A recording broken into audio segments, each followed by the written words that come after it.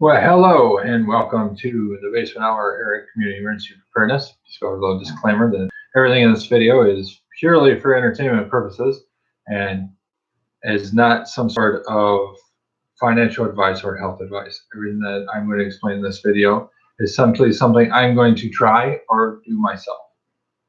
So let's get started. So in the news today, we had the coronavirus at 70,500 or 75,660 cases around the world, which deaths is 2,122. That's 2.8% fatality. Recovered is 16,342. 21.5% are recovered, which is a great thing. It's showing that there is a chance. There's a lot of stuff that different labs are testing with. A lot of them are now doing plasma transfers, which is helping out a lot for a lot of different cases. First coronavirus in China. Now they have a locust plague. Reaches China after weeks wreaking havoc across Africa. These locust plagues are massive.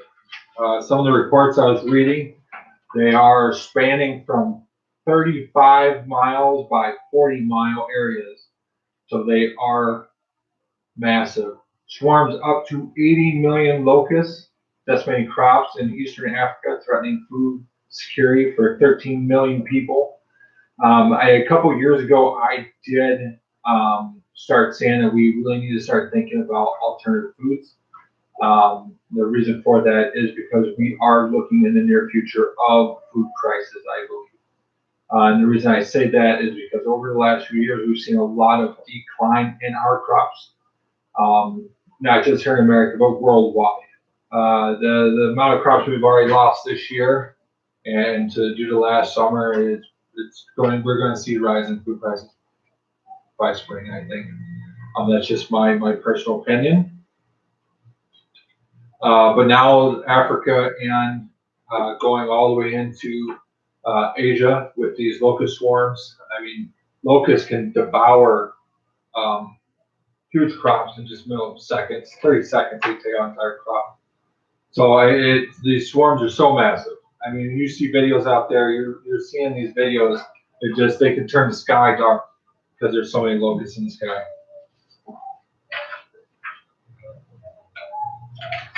So I got a couple things I want to go through today. And with the current topics of our pandemics that are going on or plagues, a couple different solutions I came across for sanitation. We have a Clorox sheet here, and I'm going to implement this up onto our Facebook group. And what it says is how to properly make and use sanitizer and disinfectant from Clorox. Sanitizing food contains surfaces or foods that contact surfaces. A solution of bleach and water should use to sanitize all food preparations and contact surfaces. What they say is you should use 1 tablespoon of bleach per 1 gallon, and that'll give you between 50 and 200 ppm sanitizing solutions. If you don't understand what ppm is, that's particle per molecule, I believe, or is it matter? Or, no, particle per material. That's what it is. So that material is 50 to 200 at that formula. This can be used to sanitize dishes, utensils, and food preparations, and counter and tabletops. That means anything that's on top of it, you're going to get a nice kill rate of about 99%. So when one thing I want to talk about last time was setting up a decontamination zone when a pandemic or something like this happens, when there's a big virus out there. You can at least have outside your house, and I'm going to kind of show you what I'm going to use, and if I have to, and how we're going to kind of set that up. Disinfecting tables, bathrooms, and toys. You can soak these items in 1 tablespoon of bleach per quart if needed, or a 1/4 cup of bleach per gallon. This will give you a 500 to 800 ppm disinfecting solution, which is a little more stronger. In cases of accidents and illnesses, for all surfaces impacting by ill children, vomiting, and diarrhea, stronger solution, bleach and water is required. 1/3 cup per gallon of water. That is going to give you a 1,000 plus ppm, with pretty much anything that come in contact with that solution, it's going to be sanitary. So I'll be posting this up on the Facebook group too, so you kind of have that list. I put this in my binder, and one thing I recommend doing is either going down to Walmart or even going down to a thrift store. I found a bunch of these binders down my thrift store finds. I found them for like $1/4 a piece. About 4 of them for $1. They make great little things.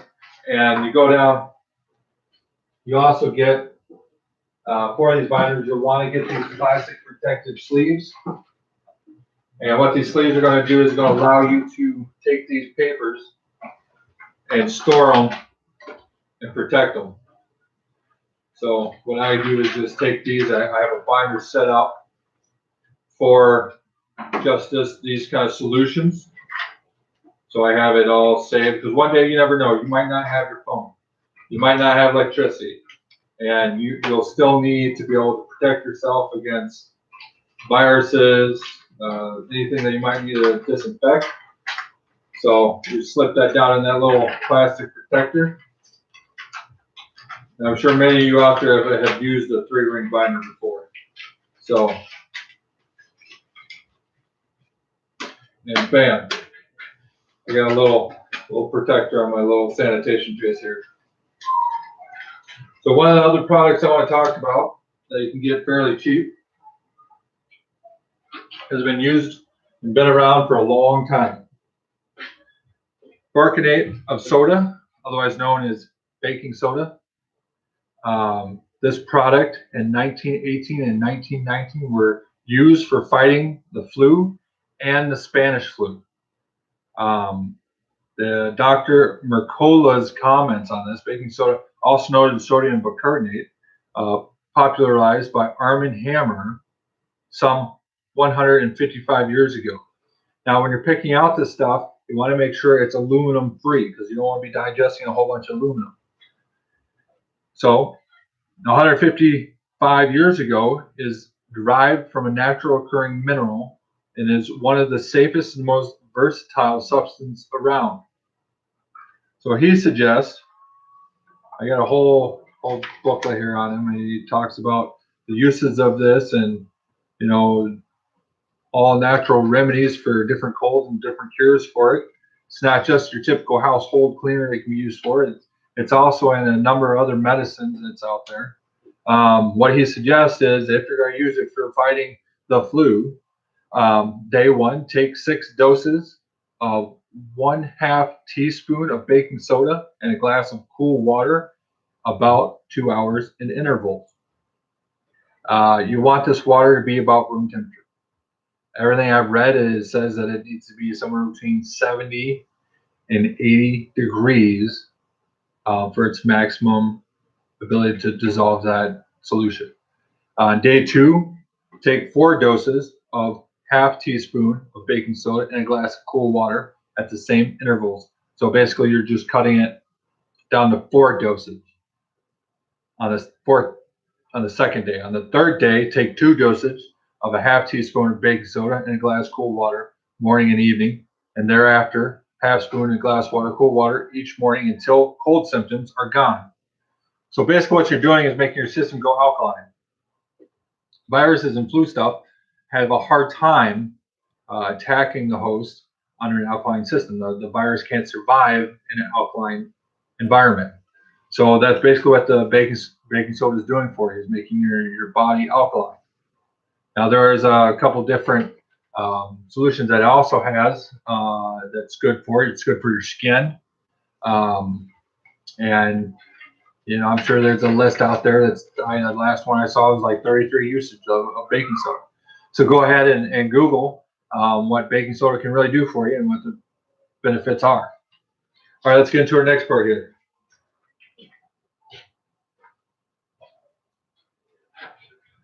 So I also have another sheet for bleach sanitation, but I'm gonna put that up later.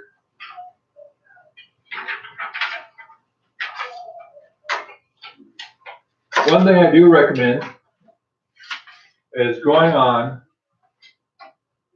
the CDC website and downloading this nice little packet that they have. I downloaded this, I printed it off, I put it in my book. I keep it around. It gives you some good information. It's called Getting Your Household Ready for the Pandemic Flu.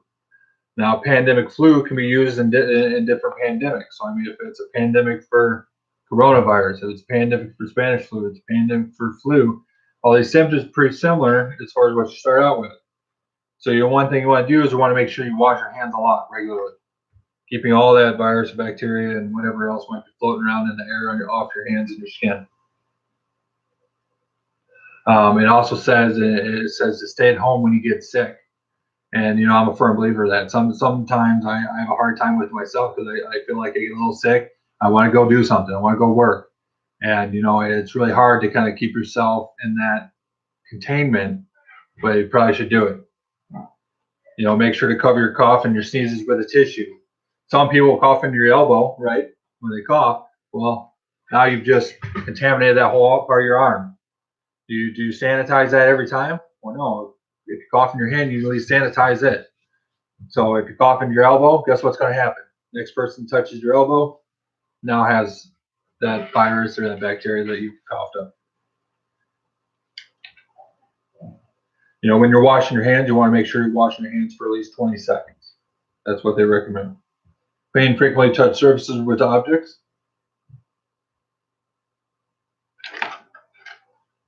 And then, when there's a lot of people that are getting sick around you and near you, start to wear those masks, wear that face protection. That PPE is very important.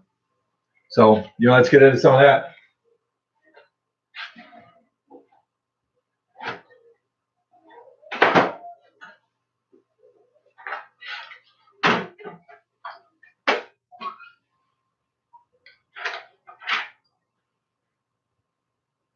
Okay, so what I'm going to do, one thing I always recommend, hand sanitizer. It's number one. You guys see many of my videos, I say hand sanitizer. I carry a bottle of this with me everywhere. And the reason I do that is because you never know what you get your hands into. And as being in, the plumbing industry and some construction in my life, I've touched some pretty nasty stuff. And it's really good to have that hand sanitizer because you don't want to catch anything from any of that. Having decent eye protection. I went through this from different videos before. I bought these, they were cheap and expensive. I'm going to look silly, but I'm going to wear them if a pandemic starts to happen in my area. It's going to happen. I got multiple different kinds of masks. I got the 3M N95s.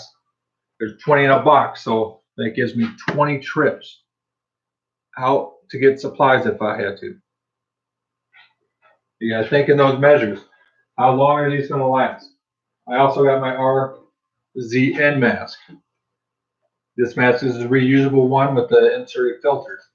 So I can get more filters, wear the mask, fits snugly, nice comfortable fit. And remember, always stay hydrated. You got to stay hydrated. So what I was explaining to you guys before is getting this shower tent.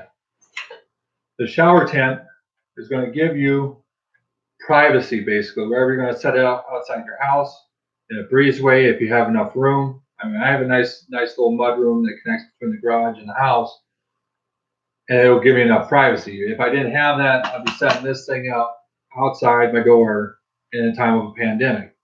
If I set this up, what I would do, it would give me that privacy to go and take my clothes on and off.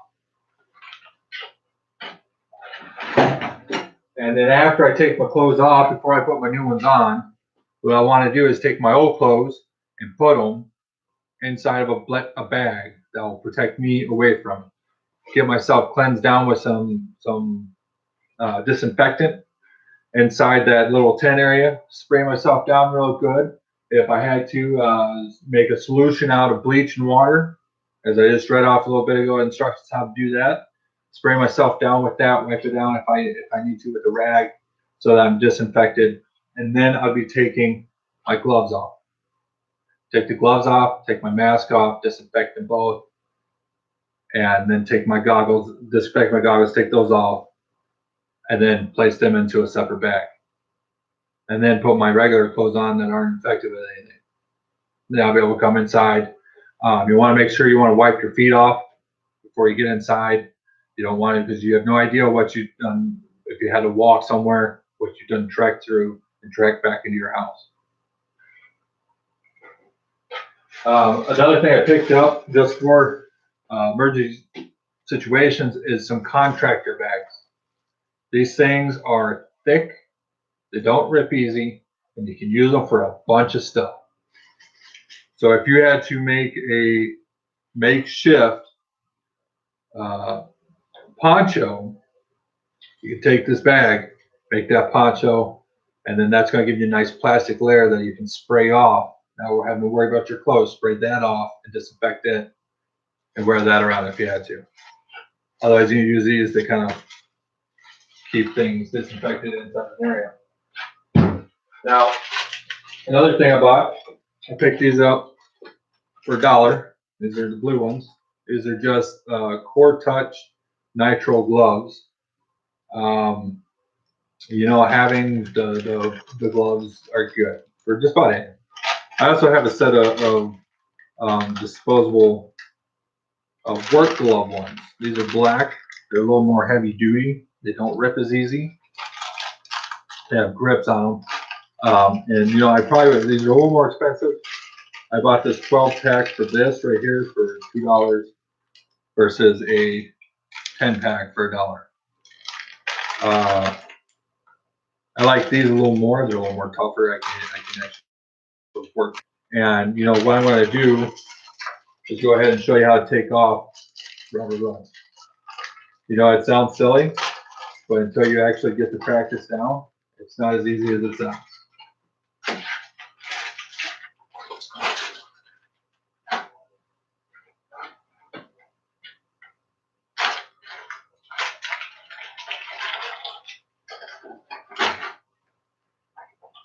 All right, so I got these two gloves. We're going to go ahead and put these on.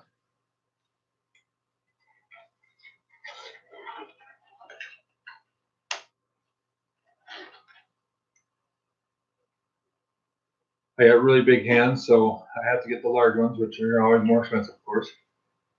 The other thing I picked up was a cheap poncho. This rain poncho can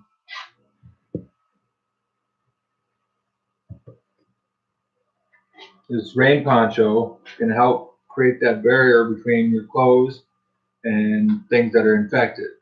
So this is washable. Like you can spray it off and disinfect it and not get that on your interior clothes and destroy them. Say if you're using bleach, sometimes bleach can ruin clothes, fabric and stuff like that. So it helps break it down.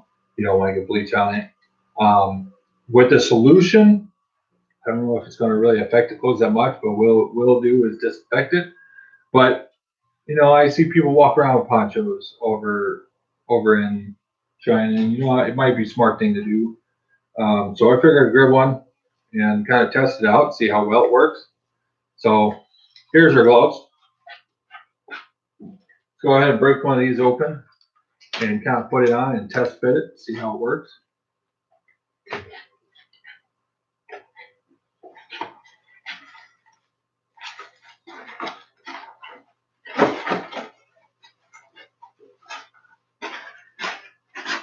You know, unless you try, you don't know. You can read a book, you can do a bunch of stuff, and without actually trying it, you don't know how you're going to react to it or how well you're going to do it. So this is why we kind of make these videos, and this is why we kind of go through things, so to make sure that when the time comes, you know how to do it. You have a higher chance of making it happen. So here we go. We got our fancy clothes on. It doesn't really, this poncho, I thought it had sleeves, but it doesn't really have sleeves very well. So, you know, probably what I would do is get a different poncho, maybe one with sleeves or an actual raincoat. That way then it comes over towards the gloves more, and if I needed to, I could take the sleeves and ducktail them to my gloves, or just tape them to my gloves so it makes a nice seal, and then I don't have to worry about that. So we're going to pretend for now that that's it. So as we're setting up, we'll go ahead and take one of these N95 masks and fit it on to see how it fits, and see how well I'm looking at this, how comfortable this is going to be out in a kind of situation. I take the hat off to get the nice comfy fit.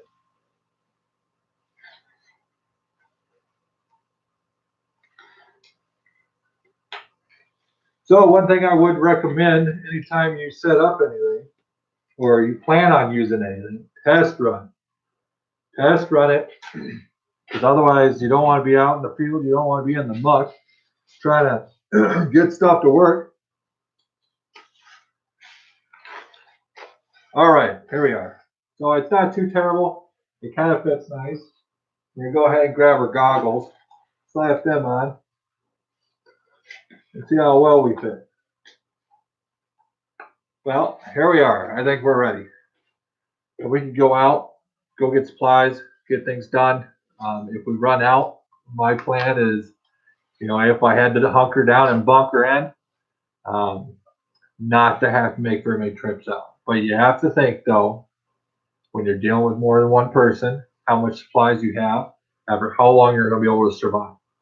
So if I had to make a trip out in a couple weeks to go get more supplies, which would probably be food or other things, at least have a plan to be able to help protect myself while I'm out. So what I would probably do if I had to use this is take my heavy duty trash bags and maybe make me some sleeves and then duct tape those down to my arms so that they're nice and sealed up. So we go out, we come back, and then we're in our decontaminant zone. What we're going to have to do is get this gear off without infecting ourselves, right? The first thing you'll want to do is have some solution made up. I went down to the hardware store, picked up this little spray bottle. You can pick them up pretty cheap for just a couple dollars. It has an adjustable nozzle on it. What I'm going to do is fill this with some water and some bleach, make some disinfectant. That's the cheapest way. I'm going to come up with some disinfectant, which is an aerosol. Now, you can go out there and buy the aerosol, but it's going to be more expensive. You can buy a gallon of bleach, and that gallon of bleach will last you a lot longer than that aerosol can. So you put it in here, it spritz yourself off. Spritz it real dead, get it across the goggles, get it across your hands, and, kind of get that in there and get disinfected.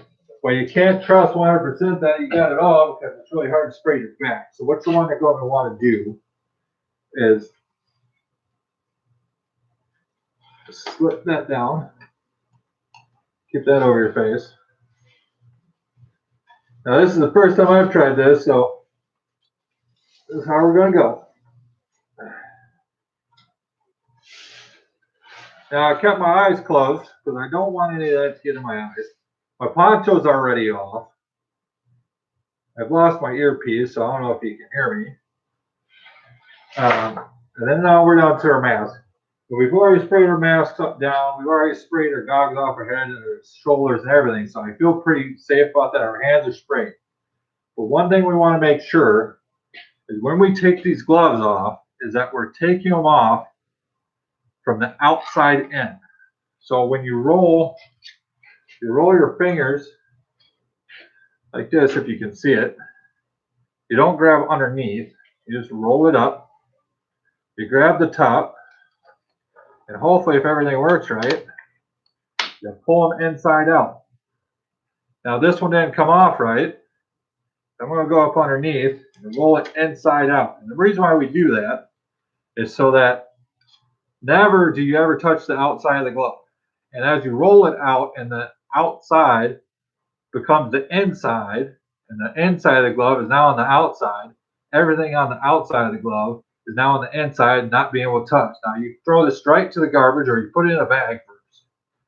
I would say just have a couple garbage bags ready at your decontamination zone.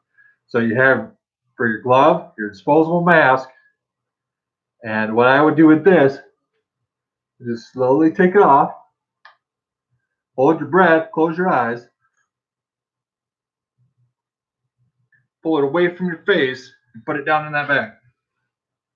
That will give you a good area away from which could potentially be infected. I know we've sprayed it and we kind of had that, or multiple ways of making fire. You'll always have that in place. So, on to the next part here. Some of my finds this week in the thrift store kind of scenario. I'll put my other earpiece in to make sure you guys are hearing me, but I've lost both of them. Well, that's always good. I hope it's in my pocket.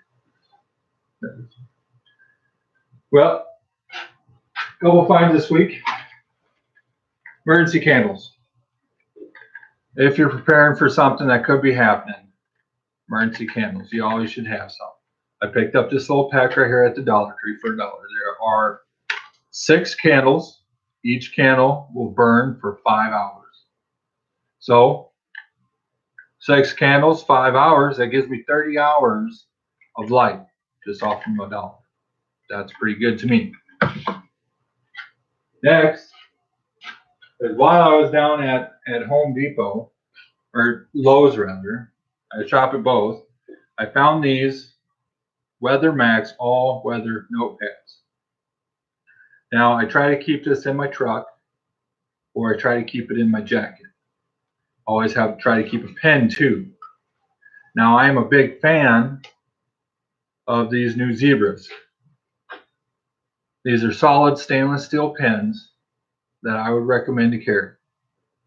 My personal self, I carry this. I can take this anywhere with me. And it's solid stainless steel. The tip screws on, but it's stainless steel. The whole shaft here is stainless steel.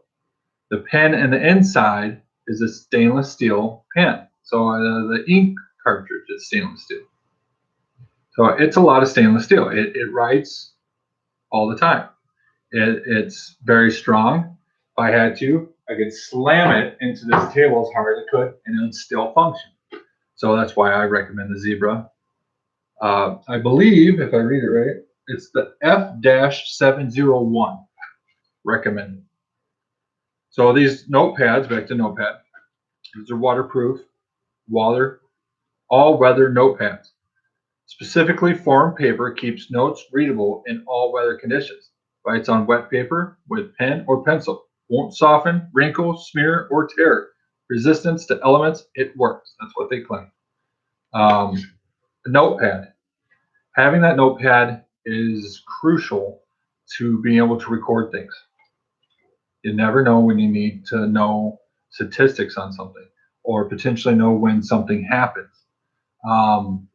In emergency situations, knowing the first 90 seconds of something, what's happening, you will write down the cause and effects to potentially save your life. Now, I could go into 1,000 different details of what you hear. Like, for example, lightning crashes. If you count between when you see the flash and when you hear the thunder, that'll tell you the distance.